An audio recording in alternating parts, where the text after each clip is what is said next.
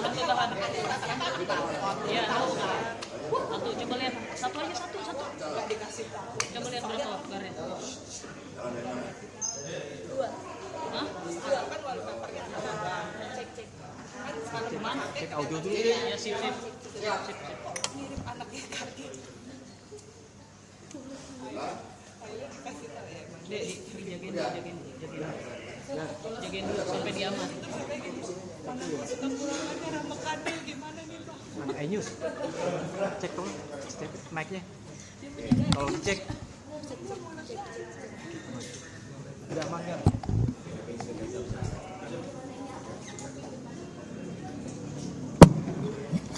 Baik, terima kasih rekan-rekan pers. Assalamualaikum warahmatullahi wabarakatuh. Salam damai sejahtera untuk kita semuanya. Om Swastiastu, Namo Buddhaya, salam kebajikan, Rahayu. Kita bagikan salam nasional kita. Merdeka! Merdeka! Merdeka! Ganjar Mahfud, menang! Baik, terima kasih. Mohon maaf, konferensi pers diadakan di sini karena di atas sedang dilakukan pemantapan saksi dari PDI Perjuangan. Nah, sebelum saya menyampaikan seluruh pernyataan pers, kami ingin mengajak teman-teman semuanya untuk mendengarkan ya rekaman sebagai berikut. Dipersilakan Pak Adi. Yang penting suaranya kelas. Karena ini itu untuk monitor penjadwal. Pak Presiden mau datang, malamnya itu ada mobil-mobil tank dan juga mobil-mobil Brimob, PM, semua berkeliling di Gunung Kidul seperti mau perang. Saya sebagai ketua partai, saya ditelepon oleh kader dan simpatisan yang saat itu diparani 2 orang yang mengaku pas pampres untuk menurunkan bendera. Kenapa Presiden mau lewat kok takut dengan bendera? Saya begitu. Akhirnya anak yang ditekan oleh pas pampres itu mengantarkan 2 pas pampres itu bertemu saya. Saya ditanya, Bu, siapa yang bertanggung jawab dengan benda ini? Oh, saya yang bertanggung jawab. Ada apa, Mas? Di situ langsung oleh beliau berdua saya diminta menurunkan. Saya jawab, mana aturan yang menegaskan bahwa Presiden mau lewat bendera PDI harus diturunkan? Ya ini tidak ada Bu, tetapi ini untuk mengamankan Presiden. Presiden nanti mau jalan, minimal jalan yang mau dilintasi Presiden untuk tidak dipasang bendera. Loh, Presiden itu jalan dari Jogja sampai dengan di sini 3.000 bendera kami sudah ada. Saya tidak mau menurunkan kecuali ini perintah Presiden, silahkan saudara turunkan dan saya akan menunggui. Mereka menyampaikan, kami tidak bisa menurunkan Bu, karena yang pasang bukan saya. Jadi Ibu yang harus menurunkan. Saya jawab, mohon maaf, di dalam adabnya PDI Perjuangan bendera yang sudah kami kibarkan pantang untuk diturunkan. Dan seandainya diturunkan dengan diam-diam, kami akan mencari orangnya dan kami akan menumpahkan darah di situ. Kami tanyakan, sedemikian takutkah Presiden dengan bendera PDI Perjuangan? Sedangkan beliau menjadi presiden itu karena PDI Perjuangan berkibar di seluruh Indonesia. Ya begitu. Ini perintah dari tim pengamanan Presiden dan protapnya seperti itu. Mohon Ibu untuk memahami. Presiden 2019 setelah 2014 kemanapun justru kami diminta untuk pasang bendera PDI Perjuangan saat beliau datang. Apa bedanya dengan sekarang? Kenapa bendera PSI bahkan sampai dengan jam 2:30 pagi ada dropping bendera PSI 3 truk, kok mereka tidak dilarang? Saya tanya begitu. Kenapa ada bendera Gerindra juga dipasang malah di lokasinya Pak Presiden tidak dilarang? Kenapa ada bendera yang lain tidak dilarang? Baik, demikian teman-teman semuanya, ini sudah beredar luas di sosial media yang menunjukkan bahwa pemilu 2024 ini bukan persoalan Ganjar Mahfud, bukan persoalan PDI Perjuangan, tetapi merupakan persoalan kedaulatan rakyat, merupakan persoalan bagaimana rakyatlah yang menentukan pemimpin nasional ke depan, termasuk partai politik, bukan orang per orang, apalagi menggunakan kekuasaan, mengerahkan segala potensi kekuasaan. Dan inilah kekuatan kebangkitan dari rakyat, dari wong cilik, dari anak ranting PAC, dari masyarakat kecil yang dulu berjuang dengan penuh ketulusan untuk Bapak Jokowi. Kami dampingi dari posisi sebagai wali kota, gubernur, presiden, dan seluruh anak ranting-ranting kami. Ini berjuang dengan ketulusan tanpa mengharapkan sesuatu kecuali Indonesia lebih baik. Karena itulah apa yang terjadi di Gunung Kidul ketika menjelang kehadiran Bapak Presiden Jokowi yang sangat kami hormati. Tapi kemudian dilakukan pengerahan dari aparatur negara, bahkan menggunakan mobil-mobil yang menunjukkan negara sepertinya dalam keadaan genting. Rakyat sepertinya menjadi ancaman. Dikerahkan kendaraan-kendaraan militer untuk menakut-nakutin rakyat. Bahkan bendera PDI Perjuangan, kami ini peserta pemilu resmi, dijamin oleh undang-undang. Tetapi mengapa untuk bendera PDI Perjuangan dilarang untuk dikibarkan, sementara bendera PSI yang dipimpin oleh anak presiden diizinkan bertrek-trek datang ke Gunung Kidul? Ini merupakan suatu perlakuan yang tidak adil. Dan ini melengkapi terhadap apa yang terjadi di Sleman pada tanggal 24 Desember 2023. Salah seorang loyalis dari Bapak Jokowi ketika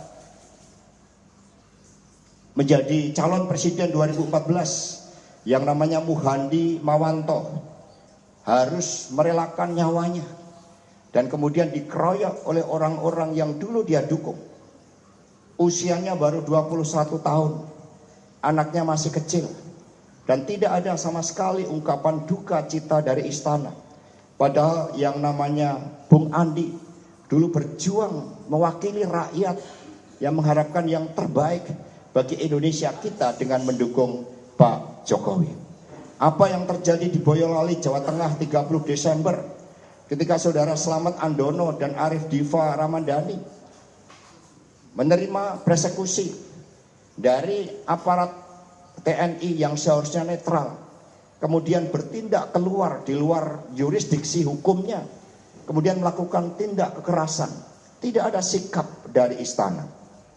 Kemudian apa yang terjadi di Gunung Kidul, Yogyakarta pada tanggal 30 Januari 2024 ketika rakyat melihat bahwa sepertinya Indonesia ini sekarang dikerdilkan. Indonesia ini sepertinya hanya urusan Jawa Tengah, Jawa Timur, DIY, Lampung.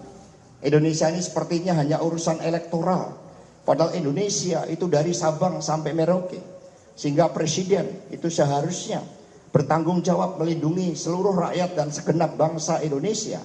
Tetapi Indonesia hanya gara-gara pemilu dikerdilkan, sepertinya urusan Jawa Tengah, DIY, Jawa Timur, Lampung, NTT. Ini menunjukkan suatu gambaran yang tidak adil.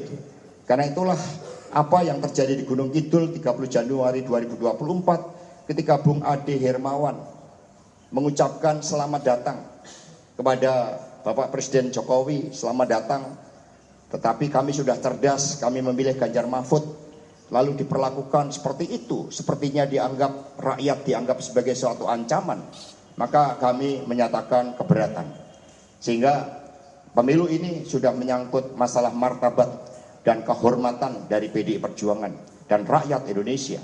Pemilu ini sudah menyangkut martabat dan kehormatan terhadap bagaimana kita menyelamatkan rakyat sebagai sumber kedaulatan yang terpenting, karena tidak ada kekuasaan abadi selain kekuasaan dari Tuhan yang Maha Kuasa, Allah Subhanahu wa Ta'ala.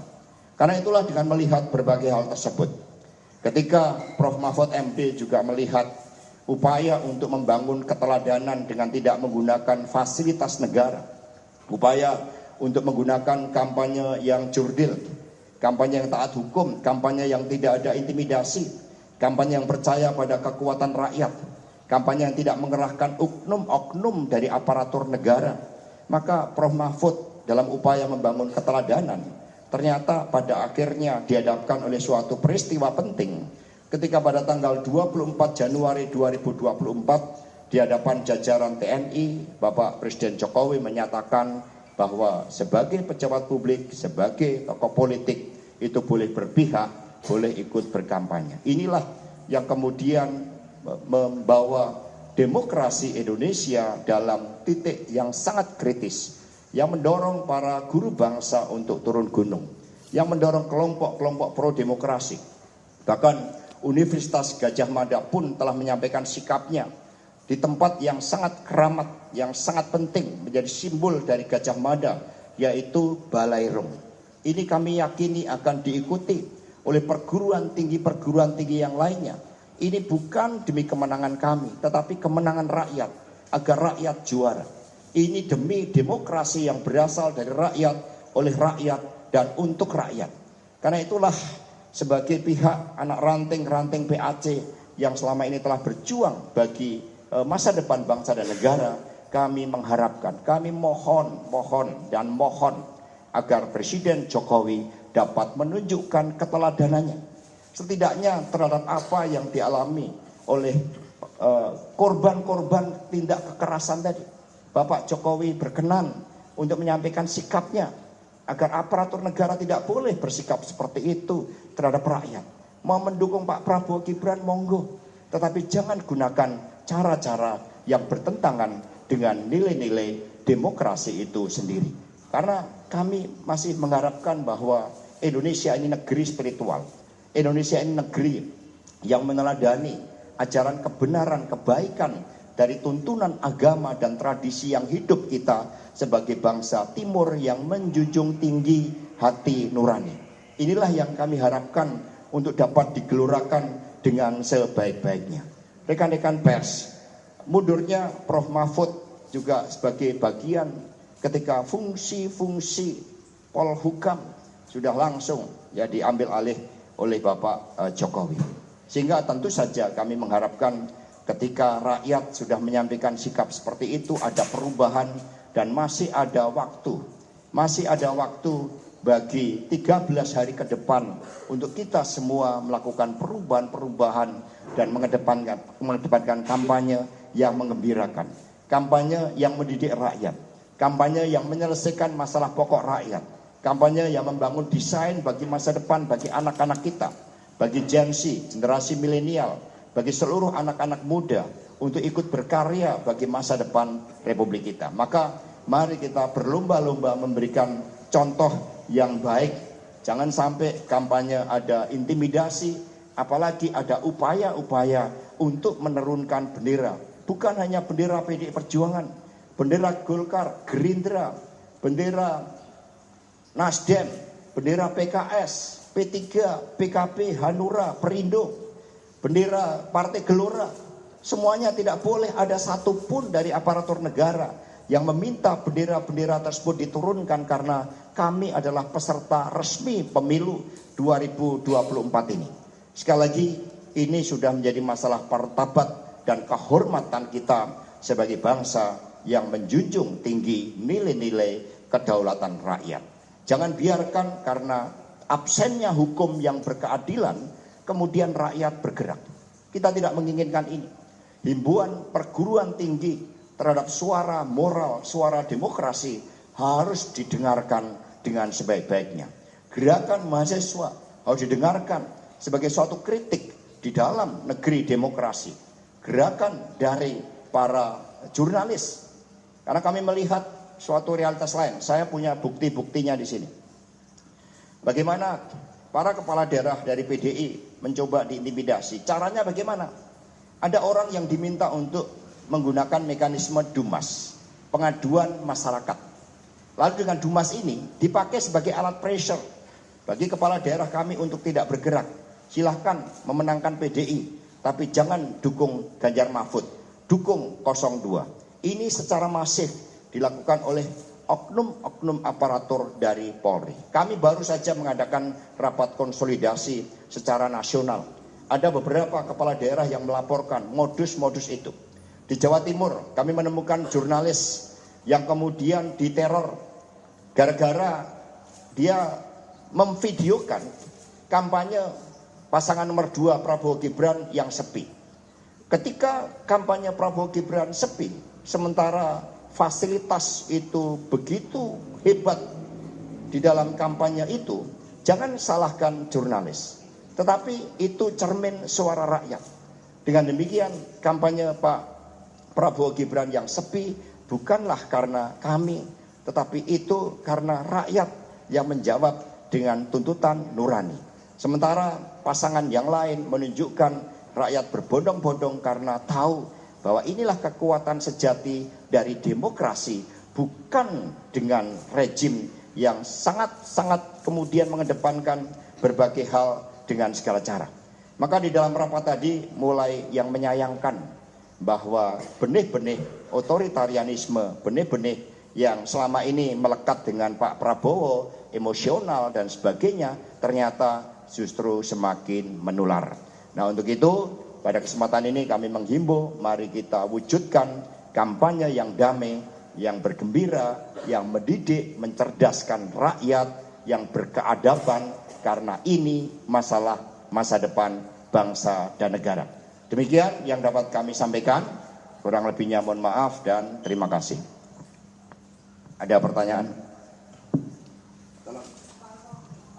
Pesan kepada Presiden Pak untuk mengisi posisi Menko Polhukam setelah Pak Mahfud, orangnya seperti apa sih kira-kira?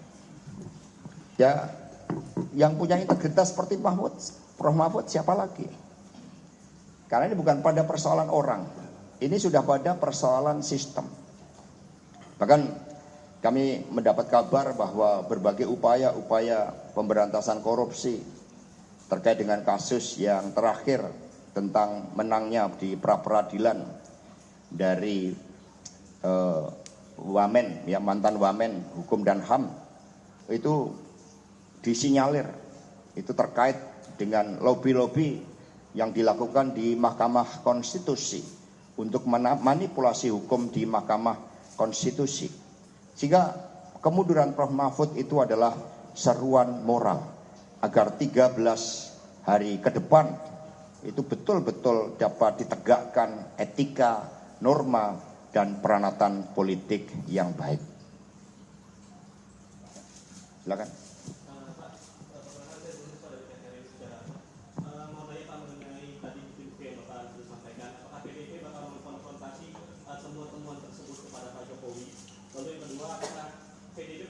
Semua menterinya dari kabinet pasca Pak Mahfud sudah mundur, atau PDIP akan tetap memerintahkan para kader tetap di kabinet untuk menjalankan fungsi kontrol dan mengawasi pemerintahan di dalam.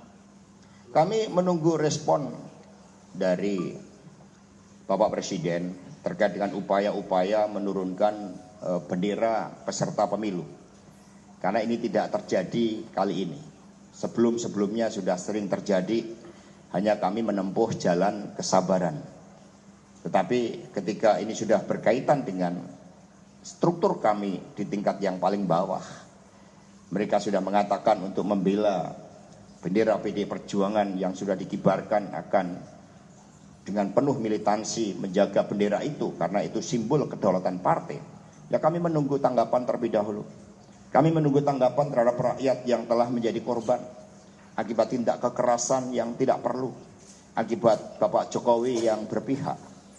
Ya kalau mau berpihak seperti itu, buat apa dilaksanakan pemilu? Buat apa demokrasi ketika akhirnya menjadi demokrasi yang semu? Ya.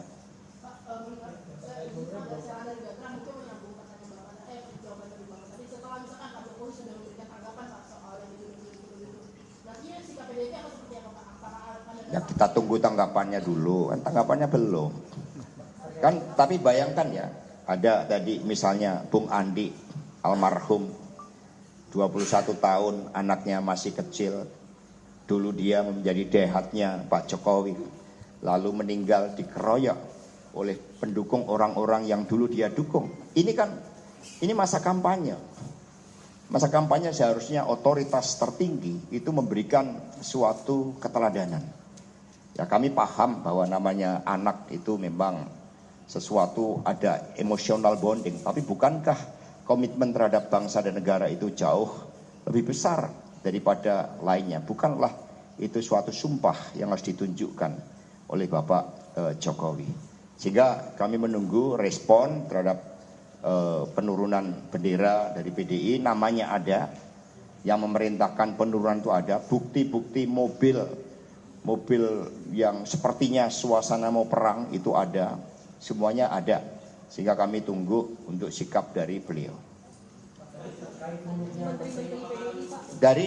Terkait juga dengan ini semua kita cermati dinamika politik yang ada. Kita cermati termasuk apa yang dialami oleh Ibu Tri Risma hari ini.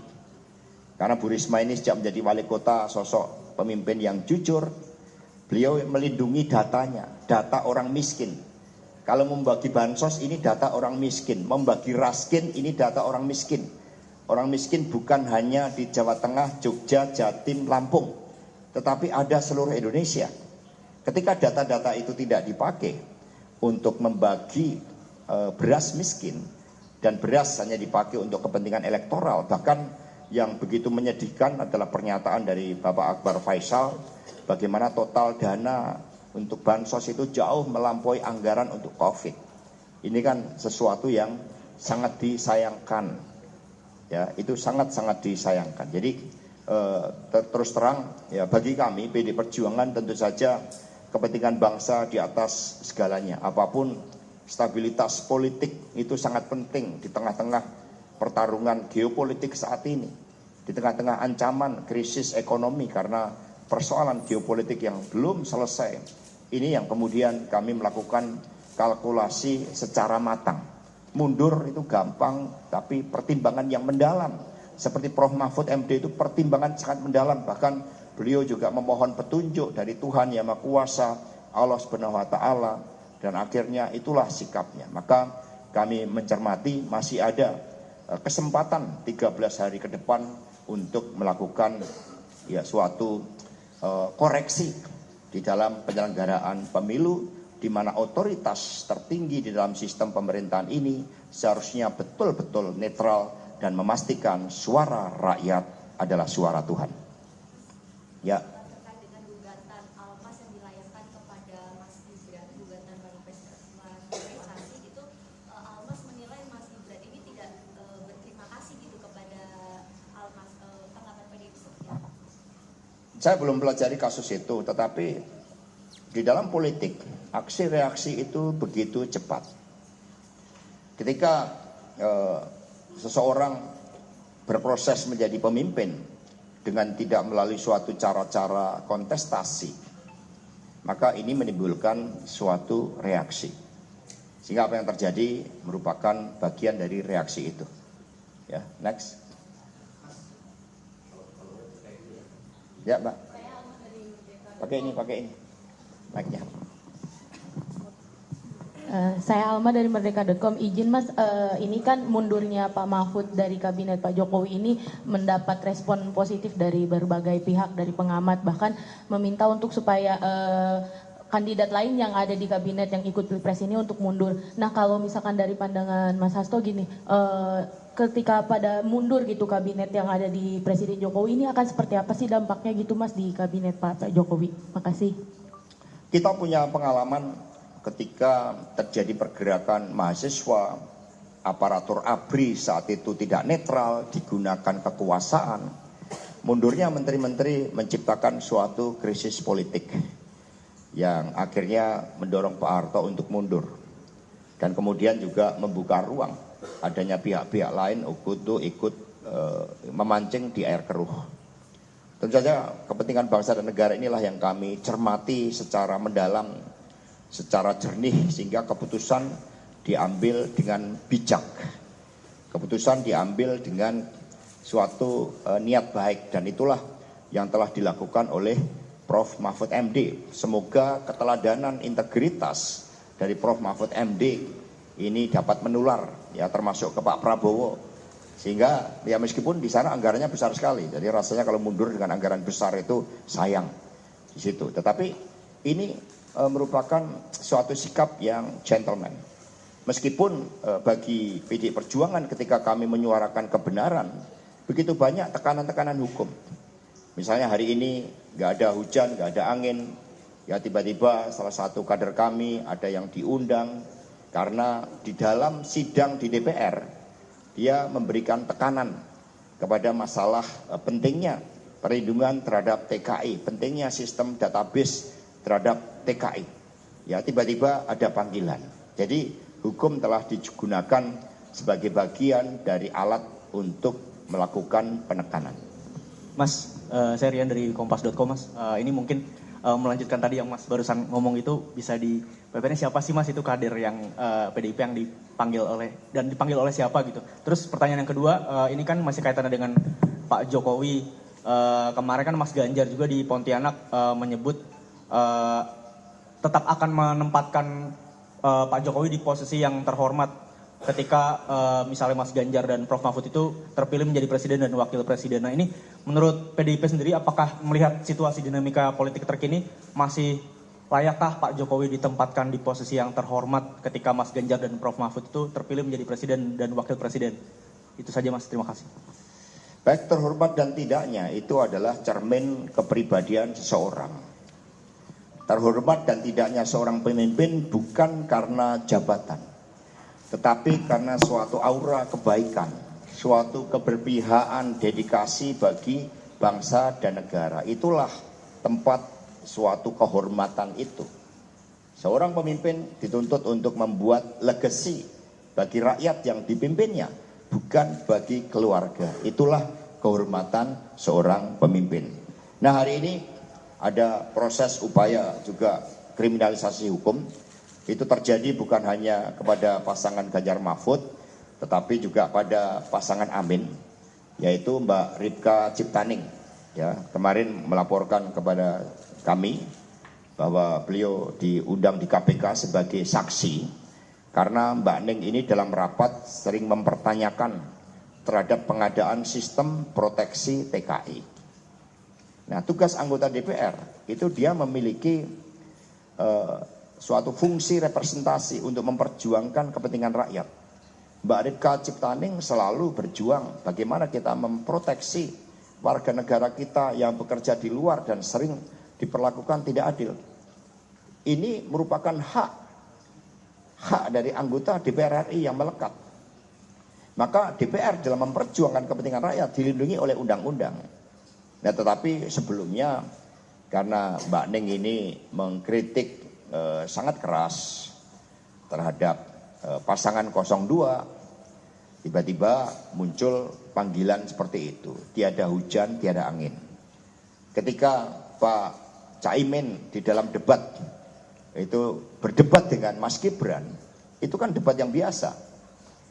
Tapi tiba-tiba dianggap menyentuh personal, sehingga kemudian muncullah kasus yang sepertinya itu begitu cepat berproses. Sementara yang sudah berproses sebelumnya, termasuk terhadap kasus minyak goreng misalnya, itu menunjukkan tidak ada tindak lanjut. Jadi ini yang kemudian menciptakan kriminalisasi hukum itu. Yang lain? Tadi mic-nya.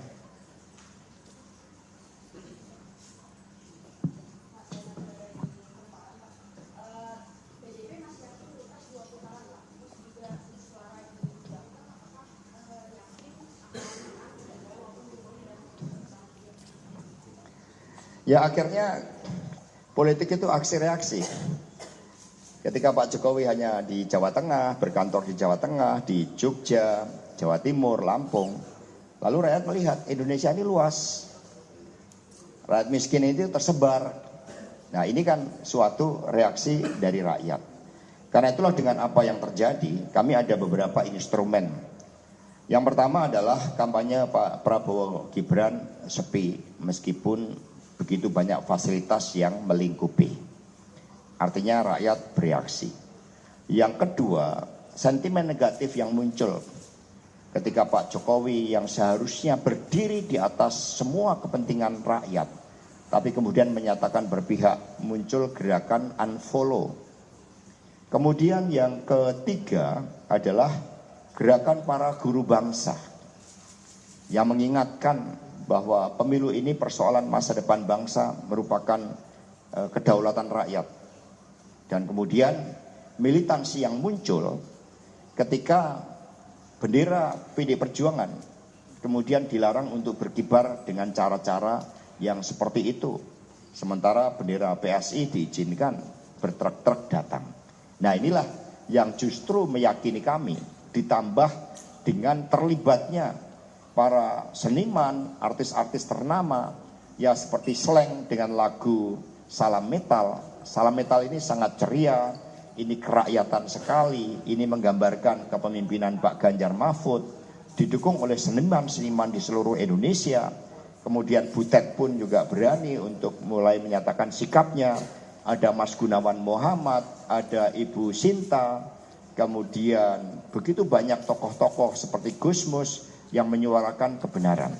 Dengan cara seperti itu, kami justru meyakini bahwa pemimpin yang memperjuangkan kepentingan rakyat seperti Pak Ganjar, seperti Prof. Mahfud yang memperjuangkan keadilan, justru akan mendapatkan dukungan yang masif untuk bisa menang satu putaran. Mengapa? Karena data-data kami menunjukkan sentimen positif yang ditujukan kepada Pak Ganjar dan Pak Mahfud. Data kami terakhir, sentimen positif Pak Ganjar itu mencapai 72%. Share of voice di seluruh platform media sosial secara akumulatif itu sudah mencapai 48% bersama dengan Prof. Mahfud. Kemudian dibandingkan yang lain, itu sentimen negatifnya begitu besar. Semakin banyak kekuasaan yang dipakai untuk menyakiti rakyat, semakin tinggi share of voice dari Ganjar Mahfud, semakin tinggi sentimen positif dari Ganjar Mahfud. Jadi situasi sekarang terbalik akibat penggunaan kekuasaan yang berlebihan dan berhadapan dengan rakyat itu sendiri. Cukup? Kalau cukup, terima kasih rekan-rekan. Ini di belakang ini adalah caleg-caleg kami yang nanti akan menjadi bagian dari penggemblengan saksi di atas. Ya, terima kasih. Ini menunjukkan proses regenerasi terus berjalan. Bagaimana PD Perjuangan itu membangun kekuatan kolektif bersama dengan rakyat. Dan tanggal 3 Februari kampanye akbar di GBK itu nanti akan menunjukkan kekuatan rakyat yang memberikan respon positif atas mundurnya Prof. Mahfud MD demi memperjuangkan keadilan, membela wong cilik, menjadi pendekar hukum bagi Indonesia yang lebih baik. Demikian dari kami, kurang lebihnya mohon maaf. Wassalamualaikum warahmatullahi wabarakatuh. Terima kasih. Om Santi, Santi, Santi Om.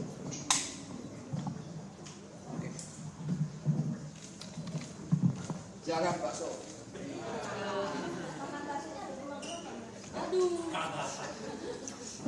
Ini bakso yang original. Ini bakso tanpa sentuhan elektoral. Jadi bakso di sini bakso original dengan ketulusan hati, bukan bakso elektoral ya.